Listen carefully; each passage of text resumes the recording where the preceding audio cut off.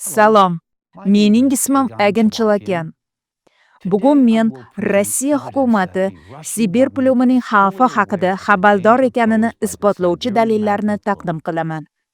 Bundan tashqari men ular tanlagan harakatlar strategiyasi haqida ham gapirib beraman.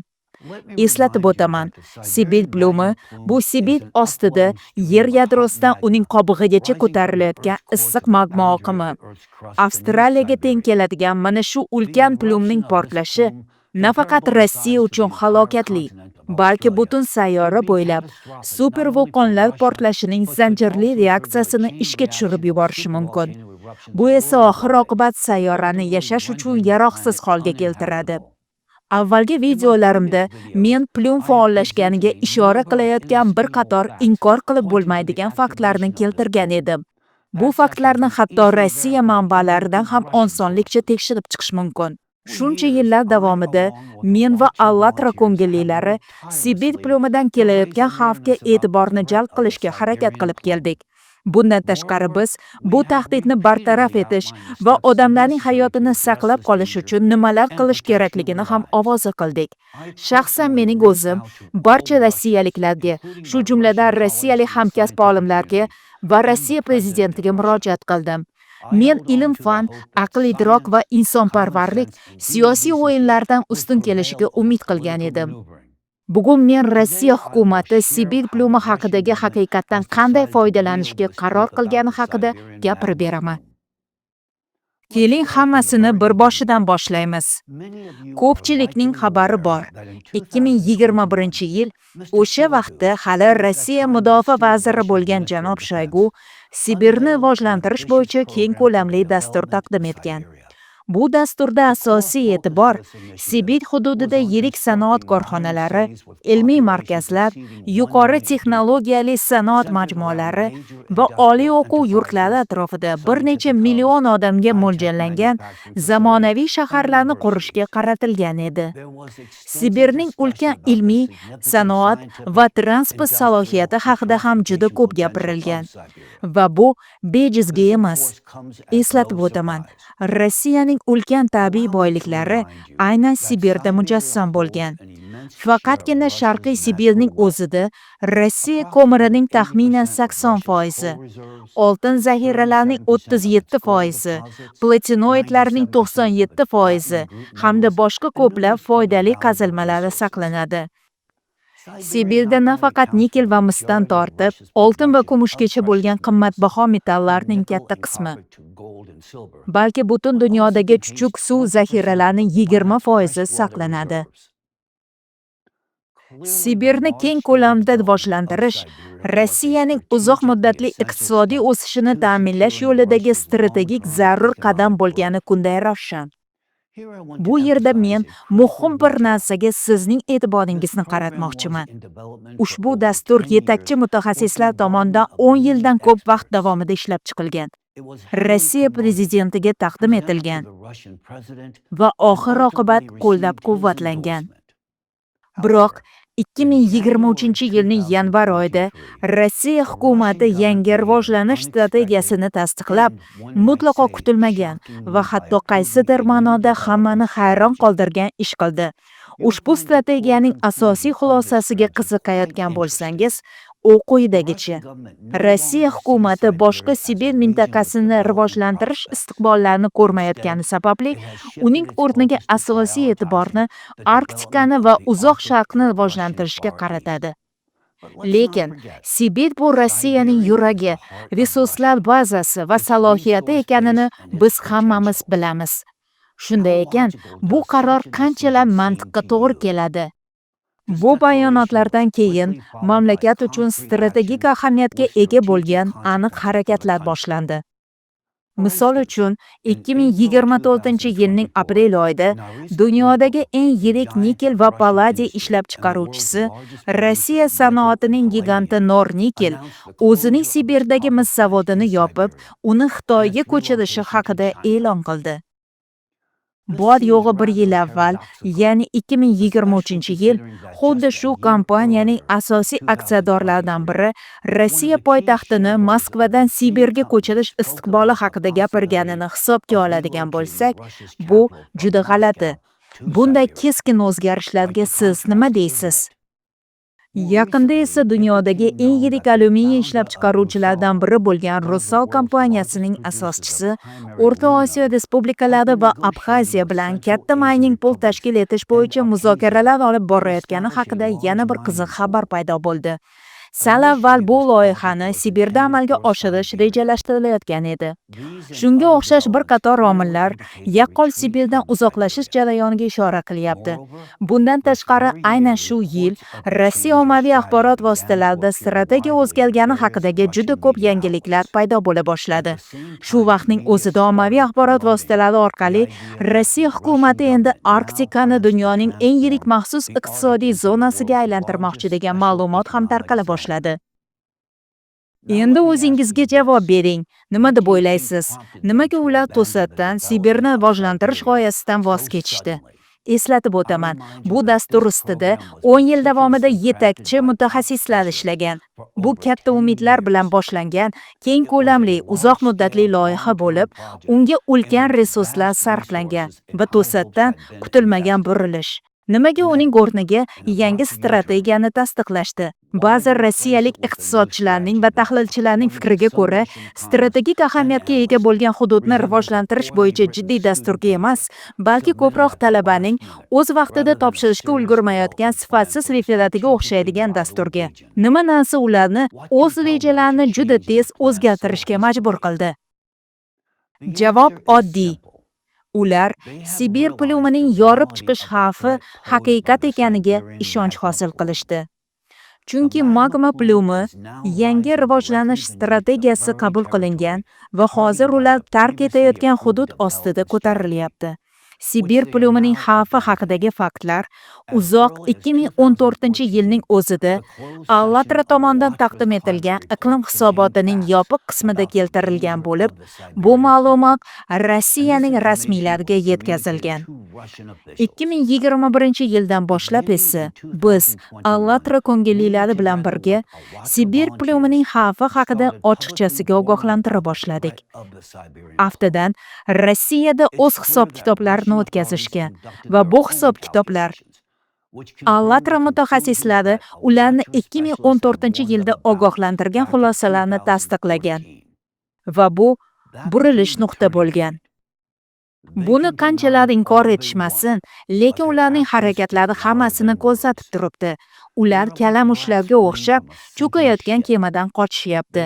Ular Sibirni va uning aholisini tashlab, ko'p milliard dollarlik loyihalarni yopishyapti yoki ko'chirishyapti.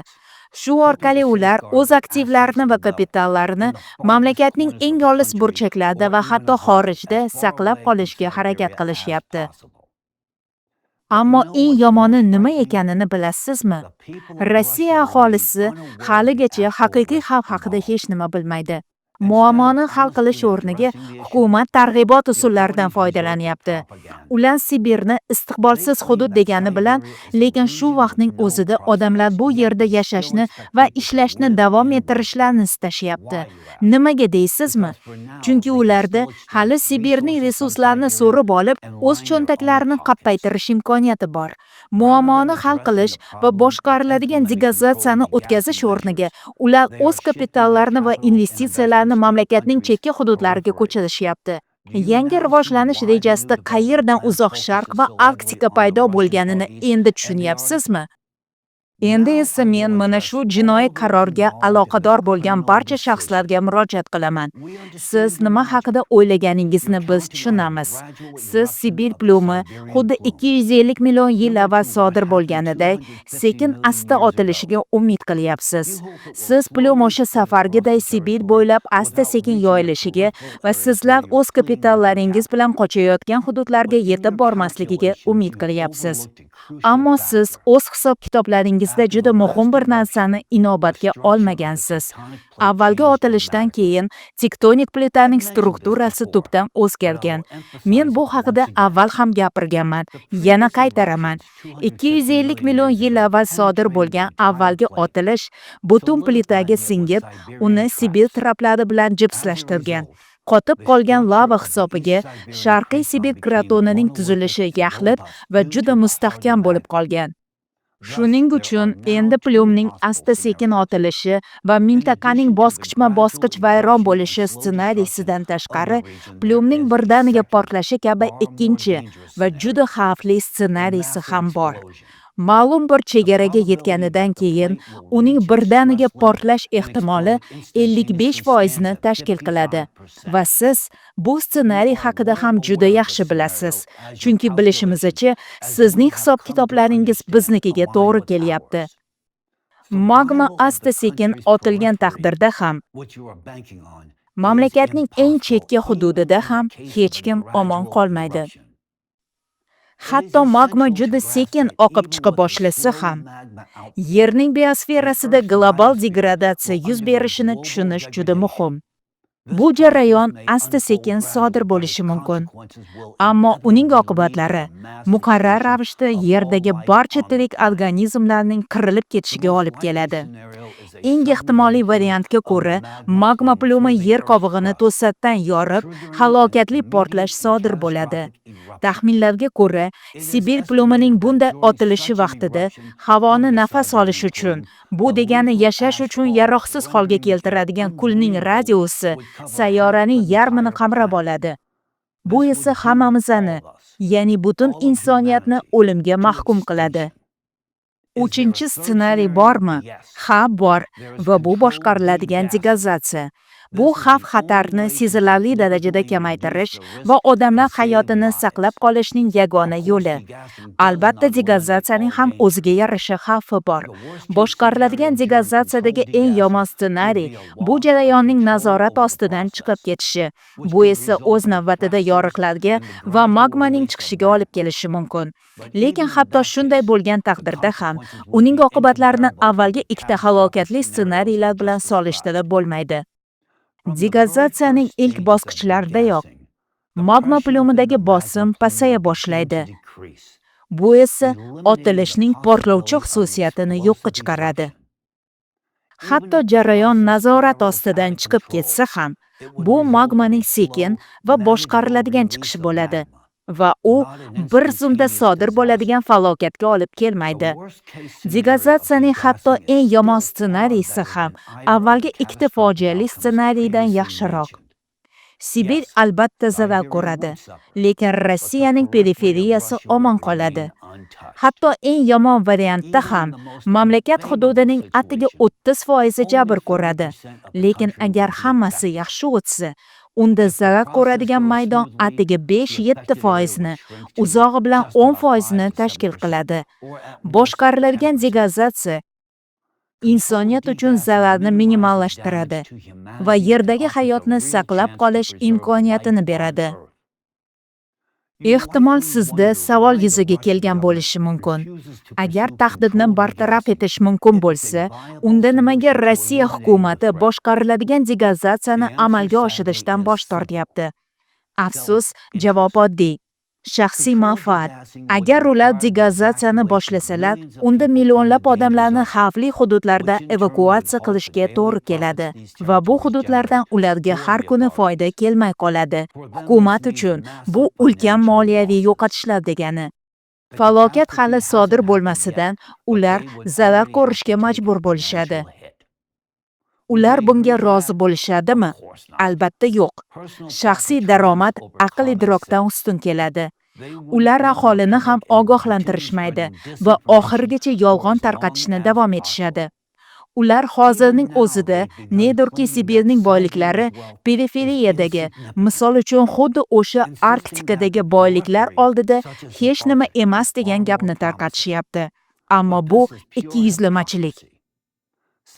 Axir aynan Sibir har doim Rossiyaning faxri, hamda mamlakatni boy qilib, uni global geosiyosiy o'yinchiga aylantirgan resurs bazasi bo'lgan.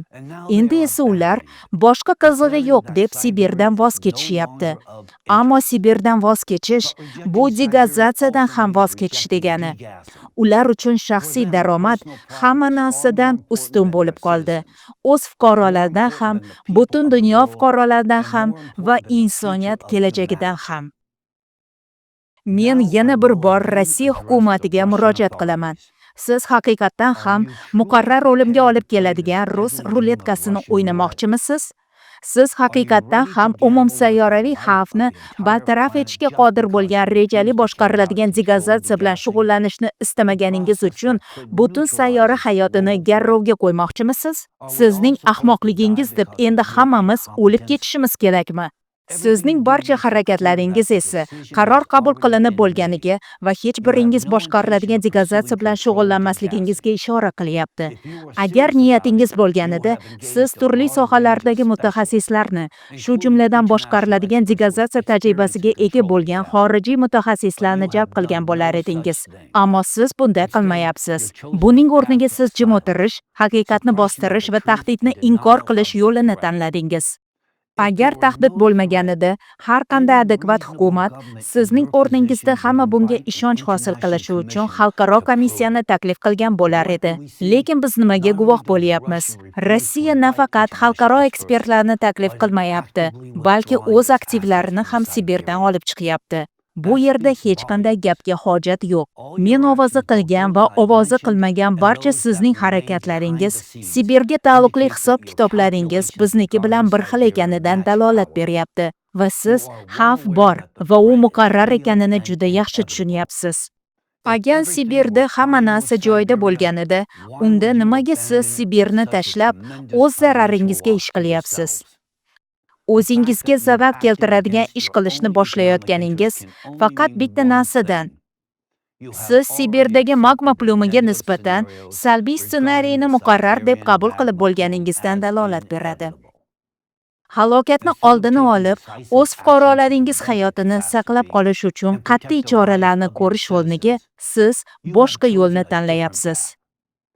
Siz mamlakatni rivojlantirish strategiyasini qayta ko'rib chiqishni, axborot kanallarini bloklashni va haqiqatni tarqatishga harakat qilayotganlarni, shu jumladan allatra-ko'ngillilarni og'zini yopishni boshladingiz. Nafaqat Rossiyada, balki Ukrainada ham. E'tibor bering, 2023-yilning yanvar oyida o'z hisob-kitoblaringizni qo'lingizga olganingizda, siz Sibirni tark etish to'g'risida qaror qabul qildingiz. Va xuddi o'sha 2023-yil bizning olimlarimiz va allatra-ko'ngillilari rahmat o'rniga shafqatsiz ta'qiblarga duchor bo'la boshladi. Nima maqsadda? Odamlar biz haq ekanimizni bilmasliklari, Rossiyada vahima ko'tarilmasligi va dunyo haqiqatni bilmasligi uchun. Allatra-ko'ngillilarga nisbatan kuchli ta'qiblar Rossiyada ham, Ukrainada ham boshlandi. Aynan FSB agentlari Ukrainada allatra-ko'ngillilarga qarshi ta'qiblarni tashkil qilib, bu ishga hatto Ukraina maxsus xizmatlarini ham jalb qildilar. Ular esa o'z navbatida qonunga amal qilish o'rniga Amerika tashkilotini ta'qib qila boshladilar. Shu o'rinda yana bir savol yuzaga keladi. Agar Ukraina xavfsizlik xizmatlari aslida FSBning buyruqlarini bajarsa, unda amerikalik soliq to'lovchilarining pullari shuncha yildan beri qayerga ketyapti? Siz Kremldagilar Sibir plumi haqidagi haqiqat oshkor bo'lishidan juda qo'rqasiz. Sizning total nazorat va haqiqatni yashirish siyosatingiz kundan kunga zo'rayib boryapti. Va xalqaro axborot maydonidan tortib, ichki ilmiy muhitgacha bo'lgan yangi jabhalarni birin-ketin qamrab olyapti. Rossiyada FSB anchadan beri olimlarni nazorat qiladi. Rossiyalik olimlarni chet ellik hamkasblari bilan boshlamoqchi bo'lgan har qanday yangi hamkorliklarni FSB bilan muvofiqlashtirishga majbur qiladigan yangi qonun buning yorqin isboti. Bu oddiy senzura emas. Bu xavfni yashirishdan manfaatdor ekaningizni ochiqchasiga tan olish. Bu oddiy mas'uliyatsizlik emas. Bu eng avvalo siz aldayotgan fuqarolaringizga nisbatan jinoyat. Ekranga bir qarang. Hozir Sibir plyumi portlagan taqdirda birinchi daqiqalarda va soatlarda butunlay yo'q bo'lib ketadigan Rossiya shaharlarining nomlari chiqadi. Ular orasida Rossiyaning yirik shaharlari ham bor. Krasnoyarsk, Tomsk, Surgut, Norilsk. Siz Rossiya hukumati sarmoyalaringizni qutqarayotgan, ammo odamlarni qutqarmayotgan shaharlar. Siz mana shu odamlarning hammasini aldayapsiz. Siz ularning hayotiga hech qanday xavf yo'qligi haqida yolg'on gapiryapsiz va ularga tashvishlanmaslikni, o'z farzandlarini to'g'ri tarbiyalashni va yangilarini tug'ishni buyuryapsiz. Siz ongli ravishda ularning hammasini azobli o'limga mahkum qilyapsiz. Millionlab odamlar hayoti, butun shaharlar va mintaqalar. Siz hokimiyatingizni va hamyonlaringizni saqlab qolish uchun bularning hammasini qurbon qilyapsiz. Biz buni ko'rmayapmiz deb o'ylayapsizmi? Biz hammasini ko'ryapmiz. Har bir qadamingiz, har bir jim qabul qilgan qaroringiz, hammasi bitta narsadan dalolat beryapti. Siz uchun odam hayotining bir tiyinchalik qadri yo'q. Hozir men sizga ehtimol siz bilmagan yana bir narsa haqida gapirib beraman. Siz ma'lumotning deyarli yo'qligi va professional kompetentlikning yetishmasligi tufayli buni oldindan ko'ra olmagansiz. Hatto Sibir plyumi xavfi bo'lmagan taqdirda ham bizni yana bir, xuddi shunday ko'lamdagi tahdid kutyapti. Bu biz o'zimiz yaratgan va undan hech qayerga yashirina olmaydigan xavf. Men allaqachon sayyoramizning har bir burchagiga kirib borgan mikro va nano plastik haqida gapiryapman. U biz nafas olayotgan havoda, biz ichayotgan suvda va biz iste'mol qilayotgan ovqatda. Nanoplastik bu shunchaki ifloslanish emas, balki hozirdanoq salomatligimizga va kelajagimizga ta'sir qilayotgan antropogen omil. Tadqiqotlar inson organizmida nanoplastikning to'planishi bevosita autizm bilan tug'ilayotgan bolalar sonining o'sishi bilan bog'liqligini ko'rsatdi. Agar biz hech nima qilmasak, bir necha avloddan so'ng dunyodagi har bir ikkinchi bola autist bo'lib tug'ilishi mumkin. Bu prognoz emas, bu biz yaqin kelajakda duch keladigan haqiqat. Bundan tashqari, mikro va nanoplastik suv muvozanatini buzyapti va deyarli o'lgan okeanni yanada qizityapti. Oqibatda okean kislorod o'rniga CO2 ajrata boshlayapti. Ushbu chiqindilar allaqachon atmosferadagi suv muvozanatining buzilishiga olib keldi va bu jarayon faqat zo'rayib boryapti. Suv aylanishining buzilishi muqarrar ravishda gaz almashinuvini ishdan chiqaradi. Bu esa o'z navbatida asta-sekin kislorodning yo'qolishiga olib keladi. Bularning barchasi qaytarib bo'lmaydigan insoniyatning degradatsiyasi jarayonlarini ishga tushirib yuboradi. Ilmiy faktlar CO2 konsentratsiyasi bilan rivojlanishdagi buzilishlar o'rtasida to'g'ridan-to'g'ri bog'liqlik borligini tasdiqlayapti. Kislorod yetishmovchiligi va organizmning kislotalanishi neyrodegenerativ jarayonlarni qo'zg'atyapti. Mexanizm juda oddiy. CO2 konsentratsiyasining oshishi kognitiv qobiliyatlarga bevosita ta'sir qiladi va odamni biologik tul sifatida degradatsiyaga dasturlaydi. Prognozlarga ko'ra, bir necha avloddan so'ng populyatsiyaning 90% og'ir nevrologik kasalliklarning tashuvchisiga aylanadi.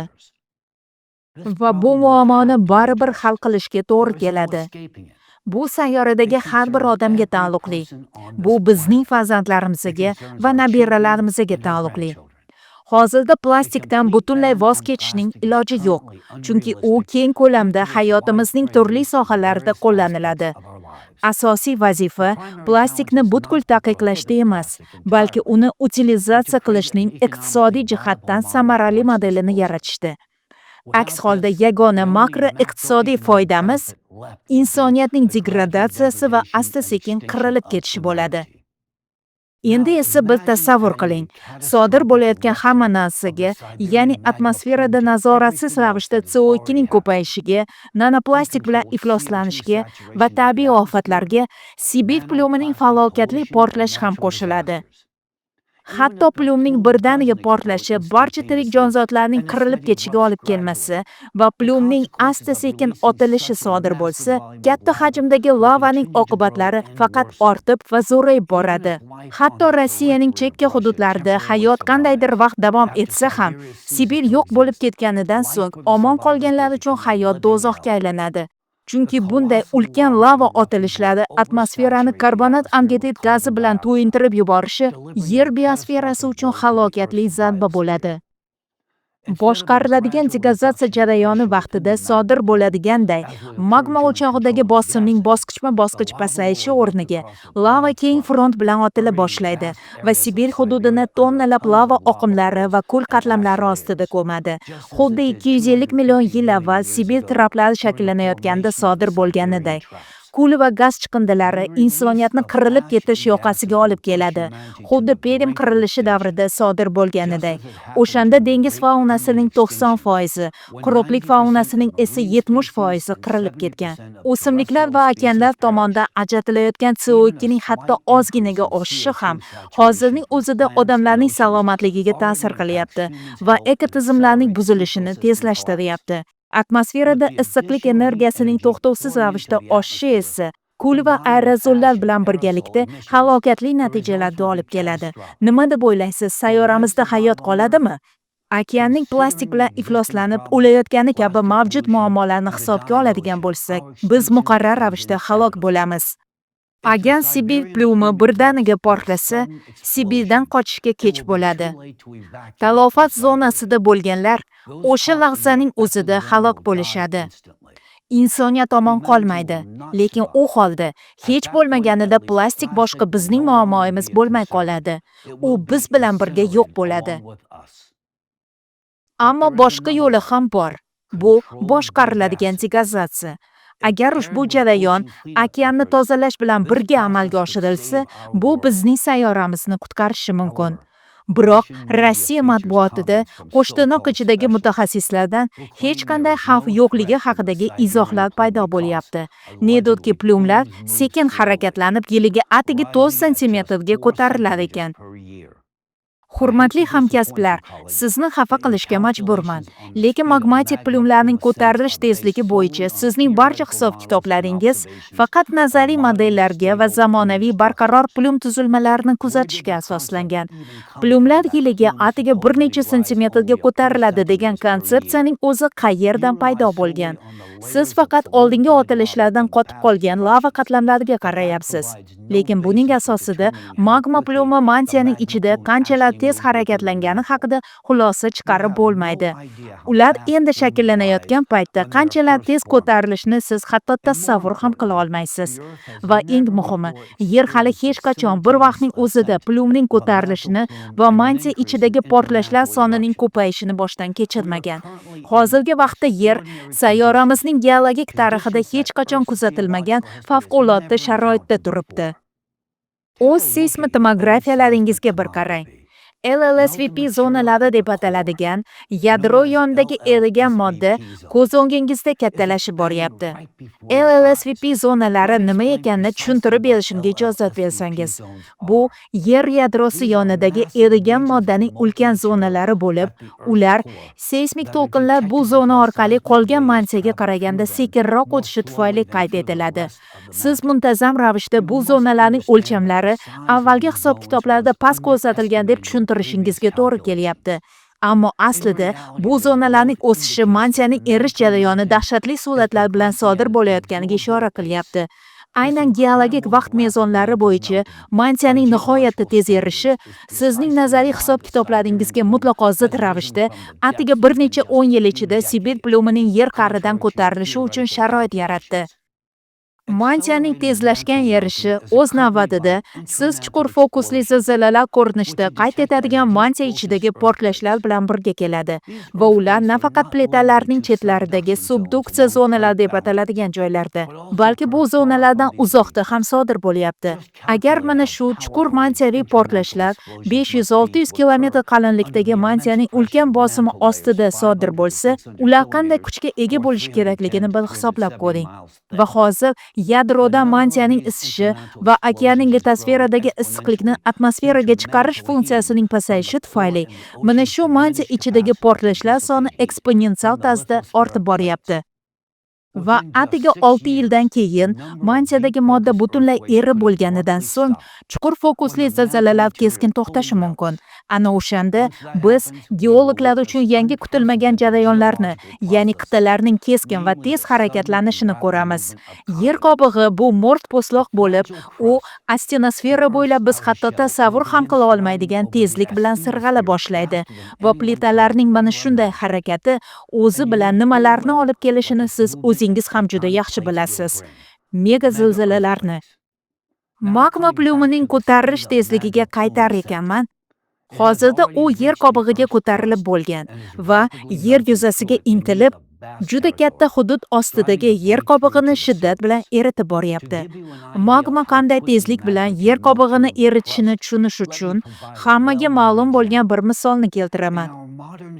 Bizning zamonaviy tariximizda magma yer qobig'i orqali o'ziga juda qisqa vaqt ichida yo'l ochgan pretsedentlar allaqachon bor. 2020-2021 yillarda Bransfield bo'g'ozida magma 15 kilometrlik yer qobig'ining 10 kilometrini atigi 6 oy ichida eritib yuborganini bir eslang. O'shanda magmaning ko'tarilishi 85 mingta zilzilalar bilan birga kelgan. Va bor yo'g'i yarim yildan keyin magma dengiz tubini yorib chiqishiga atigi 5 kilometr qolgan.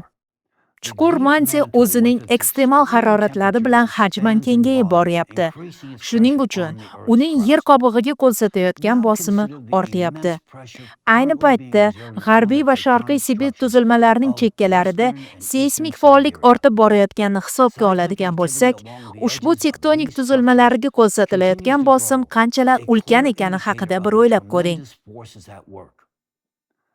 Sibir hududi ostidagi seysmotomografik modellarda plum ko'rinishi kerakligi haqidagi bayonotlarga keladigan bo'lsak, sizda ushbu mintaqaning ishonchli seysmotomografik tasvirini tuzish uchun yetarlicha ma'lumotlar yo'qligini siz o'zingiz ham juda yaxshi bilasiz, hamkasblar.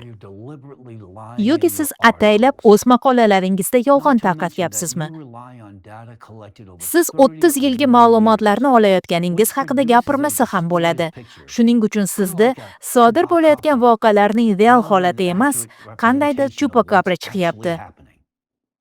Bitta analogiya keltirishimga ijozat bersangiz, tasavvur qiling, yosh bolani MRT apparatiga joylashtirib, tezda skrining qilishi o'rniga uni voyaga yetgunga qadar 30 yilga o'sha yerda qoldirdingiz. Keyin MRTdan hamma tasvirlarni olib, ularning o'rtachasini chiqazdingiz va Frankensteinga o'xshash natijaga ega bo'ldingiz.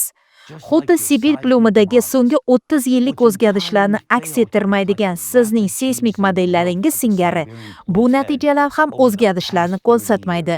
Bema'ni ishlar bilan shug'ullanishni bas qiling. Ba'zi rossiyalik jurnalistlar men go'yoki nokompetent manbalarga tayanayotganim haqida gapirishyapti. Ammo avvalgi murojaatlarimdan birida men ataylab rossiyalik olimlarning ilmiy ishlariga murojaat qilgandim. Muammo o'zi nimada, janob jurnalistlar? Siz o'z olimlaringizni o'zingizning rasmiy ilmiy tadqiqotlaringiz bilan birga nokompetent deb hisoblaysizmi? Yoki haqiqiy muammo faqat FSV, ilm fanni, aql idrokni va o'z aholisining xavfsizligini butunlay chetga surib qo'yib, kim kompetent emasligini belgilashidami? Men o'z bayonotlarim bo'yicha na rasmiy tasdiqlarni, na raddiyalarni kutayotganim yo'q.